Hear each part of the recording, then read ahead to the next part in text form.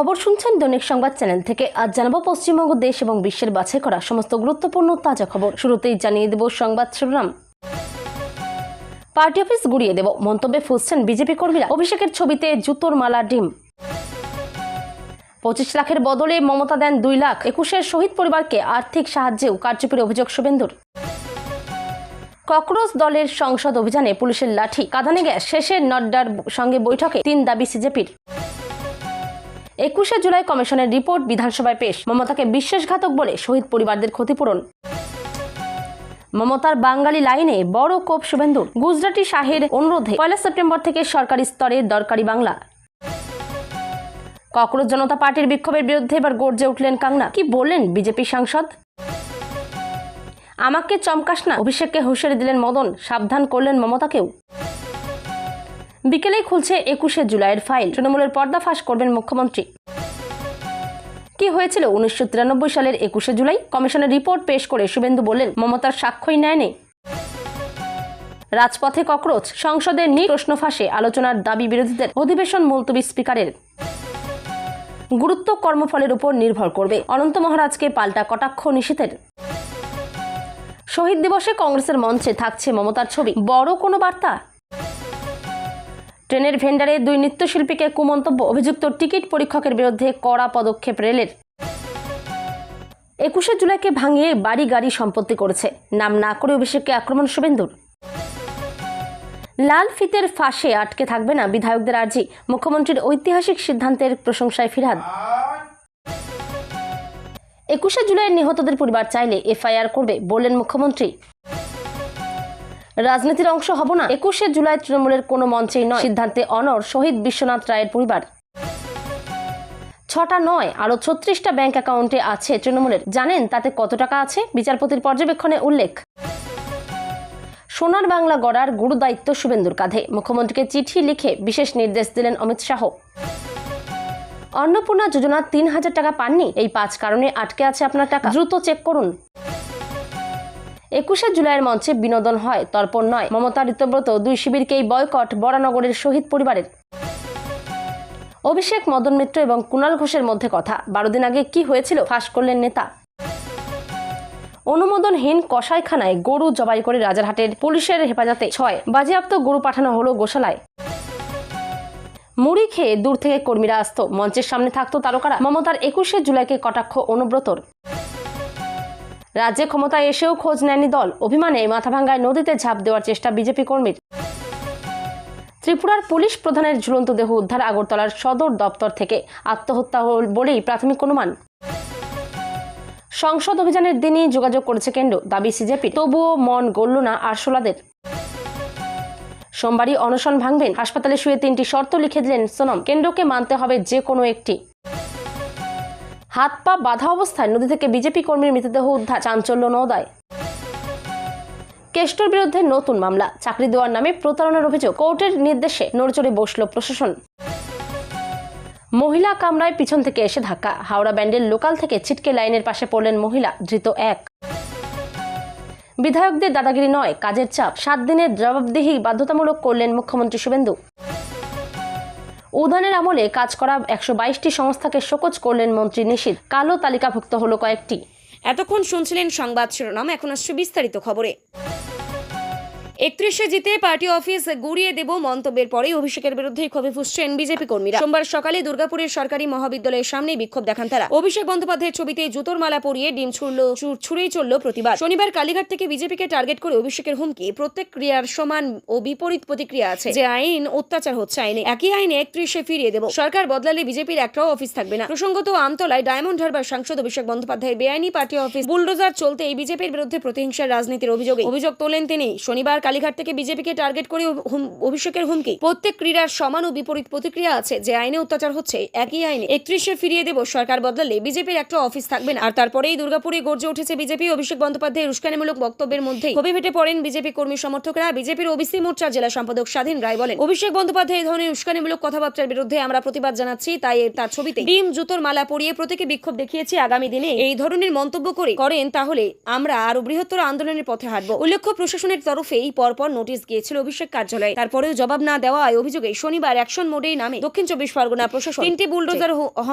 তিনটি বুলডোজারের হংকারে ভাঙা শুরু হয় অভিষেক বন্দ্যোপাধ্যায়ের পাঁচতলা পেল্লাই কার্যালয়। ক্ষোভের বিস্ফোরণ ঘটে ও স্থানীয়দের মধ্যেও হাতুড়ি পিটিয়ে কার্যালয়ের ভেতরেই দেদারে চলে ভাঙচুর। সেখানেও অভিষেকের নিশানায় আসেন ডায়মন্ড হারবারের বিজেপি কর্মীরা। অভিষেক সেদিন সাফ হুঁশিয়ারি দিয়েছিলেন, বিজেপি নেতা কর্মীরা গেরুয়া উত্তরীয় দিয়ে মুখ ঢেকে পার্টি অফিসে তাণ্ডব করেছে। ভিডিওতে দেখা গিয়েছে কেউ বাঁচবে না। সাংসদের মন্তব্য ঘিরে দিকে দিকে বাড়ছে ক্ষোভ।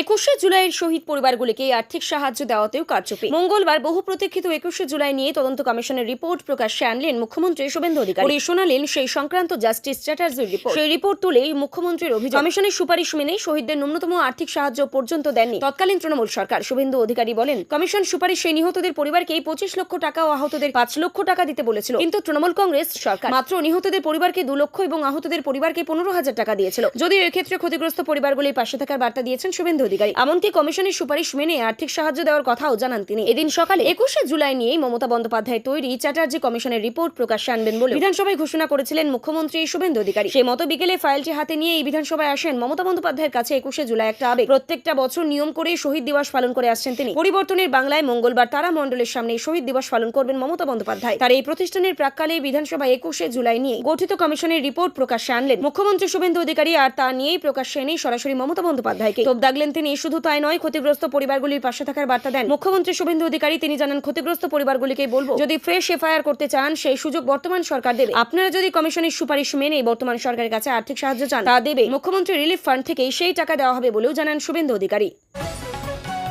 পুলিশের বাধা কাটিয়ে সোমবার দুপুরে সংসদ ভবনের কাছে পৌঁছে গেলেন বিক্ষোভকারীরা। বিক্ষোভকারীদের মিছিল এগিয়ে আসতে নিরাপত্তার কারণে সংসদের প্রধান ফটক বন্ধ করে দেওয়া হয়। সিজেপির সংসদে অভিযানে লাঠিচার্জ পুলিশের। সোমবার সংসদ ভবনের কাছে লাঠি, কাঁদানে গ্যাস ব্যবহার করা ককরোচ জনতা পার্টি সিজেপির সংসদ অভিযান পুরোপুরি রুখতেই পারেনি পুলিশ, বরং পুলিশের বাধা কাটিয়ে সোমবার দুপুরে সংসদ ভবনের কাছে পৌঁছে যান বিক্ষোভকারীরা। বিক্ষোভকারীদের মিছিল এগিয়ে আসতেই নিরাপত্তার কারণে সংসদের প্রধান ফটক বন্ধ করে দেওয়া হয়েছিল। সোমবার থেকে সাংসদদের বাদল অধিবেশন শুরু হয়েছে। সংসদ ভবনে উপস্থিত ছিলেন বিভিন্ন দলের সাংসদরা, উপস্থিত ছিলেন প্রধানমন্ত্রী সহ কেন্দ্রীয় মন্ত্রিসভার অন্যান্য সদস্যরাও। এই পরিস্থিতির সিজেপির সংসদ অভিযান নিয়ে আগে থেকে সতর্ক ছিল দিল্লি পুলিশ। সংসদ ভবনের দিকে যাওয়ার পথে বিক্ষোভকারীদের ছত্রভঙ্গ করতে স্ট্রং শক্তি ভবনের কাছে লাঠিচার্জ করে পুলিশ। কাঁদানে গ্যাসের সেলও ছোড়া হয়। তারপরে অবশ্য বিক্ষোভকারীদের একাংশ সংসদ ভবনের দিকে এগোতে থাকেন, তবে শেষ পর্যন্ত সংসদ ভবন পর্যন্ত পৌঁছতে পারেনি তারা। আগেই আটকে দেয় পুলিশ। বেশ কয়েকজন বিক্ষোভকারীকে আটক করে পুলিশ। তাদের বাসে চাপিয়ে সরিয়ে নিয়ে যাওয়া হয়। সিজেপি নেতৃত্বের অভিযোগ, শান্তিপূর্ণ আন্দোলনে দমনমূলক আচরণ করেছে পুলিশ। নিটের এই প্রশ্নপত্র ফাঁসের প্রতিবাদে এবং কেন্দ্রীয় শিক্ষামন্ত্রী ধর্মেন্দ্র প্রধানের পদত্যাগের দাবিতে সোমবার সংসদ অভিযান ডাক দিয়েছিল সিজেপি। সেই মতো সকলেই দিল্লির যন্তর মন্তর থেকে মিছিল বার করা হয়। যদিও এই কর্মসূচির জন্য কোনো অনুমতি নেওয়া হয়নি বলেও জানিয়েছে পুলিশ। বৃষ্টির মধ্যে বর্ষাতি পড়ে মিছিলে সামিল হন অনেকেই। তাদের হাতেই ছিল জাতীয় পতাকা এবং ভারতের সংবিধান। কয়েকটি সংবাদ মাধ্যমের দাবি, প্রায় 20,000 মানুষ, যাদের অধিকাংশই ছাত্র যুব, সোমবারের কর্মসূচিতে সামিল হয়েছিলেন। মমতা বন্দ্যোপাধ্যায়ের নাম না করে মুখ্যমন্ত্রী শুভেন্দু অধিকারী অভিযোগ করেন, 21শে জুলাইয়ের আবেগ ও শহীদদের রক্তকে ব্যবহার করে অনেকেই নিজেদের ব্যক্তিগত সম্পত্তি ও রাজনৈতিক আখের গুছিয়েছেন, কিন্তু শহীদ পরিবারগুলো আজ চরম উপেক্ষিত। 1993 সালের 21শে জুলাই যুব কংগ্রেসের মহাকরণ অভিযান ও পুলিশের গুলিচালনা সংক্রান্ত সুশান্ত চট্টোপাধ্যায় কমিশনের রিপোর্ট সোমবার বিধানসভায় পেশ করলেন মুখ্যমন্ত্রী শুভেন্দু অধিকারী। স্পিকার রথীন্দ্র বসুর অনুমতি নিয়ে বিধানসভায় সচিবালয়ের কাছে রিপোর্টের প্রতিলিপি হস্তান্তর করেন তিনি। রিপোর্ট পেশের পর রাজ্য বিধানসভায় দীর্ঘ বক্তব্যে বাম এবং তৃণমূল উভয় পক্ষকেই কাঠগড়ায় তোলেন মুখ্যমন্ত্রী। মমতা বন্দ্যোপাধ্যায়ের নাম না করেই তিনি অভিযোগ করেন, 21শে জুলাইয়ের আবেগ ও শহীদদের রক্তকে ব্যবহার করে অনেকেই নিজেদের ব্যক্তিগত সম্পত্তি ও রাজনৈতিক আখের গুছিয়েছেন, কিন্তু শহীদ পরিবারগুলো আজ চরম উপেক্ষিত। মমতা সরকার ক্ষমতায় আসার পর 2011 সালের 4 নভেম্বর এই ঘটনায় এক সদস্যের তদন্ত কমিশন গঠন করা হয়। কমিশনের প্রধান করা হয় অবসরপ্রাপ্ত বিচারপতি সুশান্ত চট্টোপাধ্যায়কে। 2014 সালের ডিসেম্বর মাসে কমিশন রাজ্য সরকারের কাছেই তার প্রাথমিক রিপোর্ট জমা দেয়। পরবর্তী সময়ে সরকারি সূত্রেই জানানো হয়, তদন্ত সংক্রান্ত প্রক্রিয়া ও পরিপূরক বিষয় শেষ করে 2024 সালে চূড়ান্ত রিপোর্ট সরকারকে দেওয়া হয়। বিধানসভায় শুভেন্দু বলেন, আগামীকাল 21শে জুলাই এই দিনটিকে ব্যবহার করে অনেক কিছু করে নিয়ে গিয়েছেন। শুধু রাজনৈতিক পদ বা সরকারি ক্ষমতা নয়, ব্যক্তিগত বিষয় সম্পত্তি। ভোট মেটার আড়াই মাসের মধ্যেই তৃণমূলের সংগঠন যখন মোটামুটি রক্তশূন্য, তখনই তিনটি বড় নির্বাচনে মমতা বন্দ্যোপাধ্যায়ের ব্যবহার করা সবচেয়ে বড় রাজনৈতিক অস্ত্রটি উপড়ে ফেলতে চাইল নবান্ন। সৌজন্যে গুজরাটের ভূমিপুত্র তথা কেন্দ্রীয় স্বরাষ্ট্রমন্ত্রী অমিত শাহ এবং পশ্চিমবঙ্গের বেলেমাটির জেলা পূর্ব মেদিনীপুরের ভূমিপুত্র তথা মুখ্যমন্ত্রী শুভেন্দু অধিকারী রবিবার জাতীয় গ্রন্থাগারে শব্দা লোকের উদ্বোধন করে মুখ্যমন্ত্রী শুভেন্দুর উদ্দেশ্যে কেন্দ্রীয় স্বরাষ্ট্রমন্ত্রী অমিত শাহের অনুরোধ ছিল বাংলা ভাষার গরিমাকে ঊর্ধ্বে তুলে ধরতে সরকারি ক্ষেত্রে তাকে সর্বোচ্চ গুরুত্ব দেওয়া হোক। 24 ঘন্টা কাটার আগে সোমবার বিধানসভা অধিবেশনে মুখ্যমন্ত্রী ঘোষণা করে দেন একের আর ঝোড়ো সিদ্ধান্তের নেপথ্যে রয়েছে তৃণমূলের তৈরি করা দীর্ঘদিনের বহিরাগত আখ্যানকে এক লহমায় ভোতা করে দেওয়ার সুনিশ্চিত রাজনীতি। 2021-এর বিধানসভা নির্বাচন এবং 2024 সালের লোকসভা ভোটে তৃণমূলের প্রচারের অন্যতম অভিমুখ ছিল বিজেপি এবং বাংলা ভাষাকে দুটি বিপরীত মেরু হিসেবেই দাঁড় করানো। ভিন রাজ্যের বিজেপি নেতাদের বহিরাগত দেগেই মমতা অভিষেক বন্দ্যোপাধ্যায়ের দল ধারাবাহিক প্রচার চালিয়ে ফায়দা তুলেছিল। এমনকি ভিন রাজ্যে পরিযায়ী শ্রমিকদের ওপর হামলার ঘটনাকেও বাঙালি বিদ্বেষী হিসেবেই তুলে ধরেছিল তৃণমূলের পরামর্শদাতা সংস্থা আইপ্যাক। নিট ইউজি 2026 পরীক্ষা সংক্রান্ত অনিয়ম এবং কেন্দ্রীয় শিক্ষামন্ত্রী ধর্মেন্দ্র প্রধানের পদত্যাগের দাবিতে বিরোধীদের হইহট্টগোল ও বিক্ষোভ কর্মসূচি তথা ককরোচ জনতা পার্টি নিয়ে সোমবার কড়া প্রতিক্রিয়া দিলেন অভিনেত্রী তথা বিজেপি সাংসদ কঙ্গনা রানাউত। স্পষ্ট ভাষায় তিনি জানান, মন্ত্রিসভায় কে থাকবে আর কে থাকবে না তা নিয়ে বিরোধী সরকারকে জোর জুলুম বা পেশি শক্তি প্রদর্শন করতে পারে না। কঙ্গনা রানাউত বলেন, যে কোনো জনস্বার্থ বিষয়ক প্রশ্ন তোলা এবং তা নিয়ে বিতর্কিত করার সঠিক জায়গা হলো সংসদ। তিনি জানান, আমাদের সংসদীয় অধিবেশনের মূল উদ্দেশ্য হলোই যাতে আমরা সমস্ত বিষয় বিস্তারিত আলোচনা করতে পারি এবং সরকারকে সবকিছুর জন্যই দায়বদ্ধ করে রাখতে পারি। আমরা চাই অধিবেশন স্বাভাবিকভাবেই চলুক এবং বিরোধীরা যেখানে নিজেদের প্রশ্ন উত্থাপন করুক, কিন্তু তারা তা না করে যদি এইভাবেই বিক্ষোভ দেখিয়ে বিশৃঙ্খলা ও হট্টগোল সৃষ্টি করে কবে তা কোনোদিনই গ্রহণযোগ্য হবে না। তবে বিরোধীদের পক্ষ থেকেই শিক্ষামন্ত্রীর পদত্যাগের দাবির বিরোধিতা করে কঙ্গনা আরও বলেন, কাকে বরখাস্ত করা হবে কাকে পদে রাখা হবে তা নিয়ে সরকারকে এভাবে চাপ দেওয়া যায় না। এই ধরনের জোরাজুরি করা মোটেই ভালো নয়। জনগণ যে সরকারকে নির্বাচিত করেছে সেই সরকারের সিদ্ধান্ত নেওয়া অধিকার রয়েছে যে তারা কিভাবে দেশ পরিচালনা করবে। যদি আপনাদের এতটা আপত্তি থাকে তবে আপনাদের নিজেদের নির্বাচনে জিতে আসা উচিত। মমতার শিবির ছাড়ার পর অভিষেককেই নাম না করে নিশানা করেছিলেন মদন।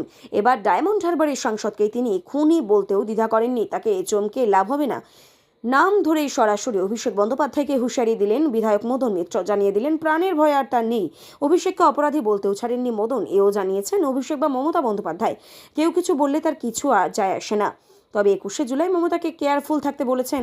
অতীতে তার আস্থাভোজন বলেই পরিচিত মদন জানিয়েছেন যে তারামণ্ডলের সামনেই প্রাক্তন মুখ্যমন্ত্রীর কর্মসূচি রয়েছে, সেটা বর্তমান মুখ্যমন্ত্রী শুভেন্দু অধিকারীর বিধানসভা কেন্দ্রের অন্তর্গত। তাই গন্ডগোল হলে গুলি চলতে পারে বলেও আশঙ্কা প্রকাশ করেছেন মদন।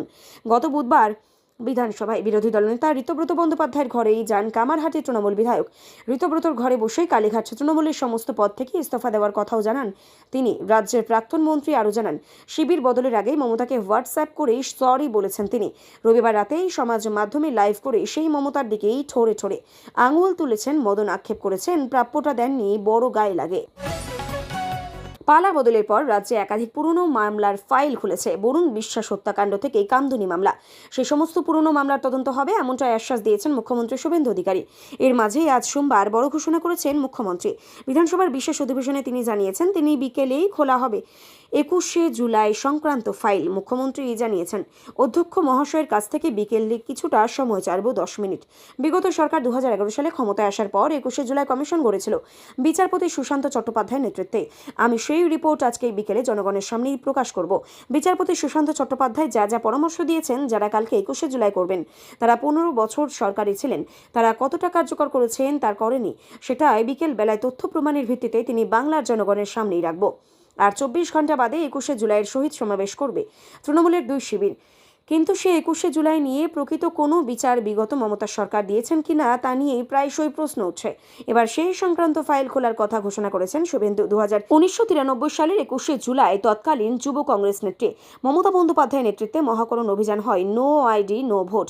এই ইস্যুতেই সেদিন অভিযান চালিয়েছিলেন মমতা। সেই অভিযান আটকাতে গুলি চালিয়েছিল পুলিশ। 13 জন যুব কংগ্রেস নেতার মৃত্যু হয়। কাঠগড়ায় তোলা হয় বিগত বাম সরকারকেই। পরে তৃণমূল ক্ষমতায় এসে ওই দিনের ঘটনার তদন্তে কমিশন গঠন করে। সেই কমিশন একে একে বাম সরকারের মন্ত্রী অফিসারদের জিজ্ঞাসাবাদ করেছিল। হাজিরা দিতে হয়েছিল প্রাক্তন মুখ্যমন্ত্রী বুদ্ধদেব ভট্টাচার্যকেও। 300-রও বেশি সাক্ষ্য গ্রহণ করার পর কমিশন রিপোর্ট প্রকাশ করেছিল। রিপোর্টে বলা হয়েছিল যে সেদিন গুলি চালানোর মতো কোনো পরিস্থিতি ছিল না। নিহতদের পরিবারের পিছু 25 লক্ষ টাকা এবং আহতদের 5 লক্ষ টাকা করে ক্ষতিপূরণ দেওয়ার সুপারিশ করেছিল কমিশন। 21শে জুলাই মমতা বন্দ্যোপাধ্যায়ের কাছে আবেগের দিন। তাই বাংলার ক্ষমতায় এসেই 1993 সালের 21শে জুলাই কি হয়েছিল তা প্রকাশ্যে আনতে এই কমিটি গঠন করেছিল তৎকালীন তৃণমূল সরকার, কিন্তু 15 বছরেও রিপোর্ট প্রকাশ্যে আসেনি। সোমবার 33তম 21শে জুলাই প্রাক্কালে নিয়ম মেনে বিধানসভায় সেই রিপোর্ট পেশ করলেন বর্তমান মুখ্যমন্ত্রী শুভেন্দু অধিকারী। রিপোর্ট তুলে ধরেই তিনি জানালেন, মনীশ গুপ্তের নির্দেশেই গুলি চলেছিল। পুলিশের গুলিতে মৃত্যুর যথার্থতা প্রমাণ হয়নি। সাক্ষীদের তালিকাও তুলে ধরেন তিনি। তাৎপর্যপূর্ণ বিষয় হলো যে মমতা বন্দ্যোপাধ্যায় 1993 সালের 21শে জুলাইয়ের প্রধান সাক্ষী হওয়ার কথা, তাকে নাকি ডাকেনি কমিশন।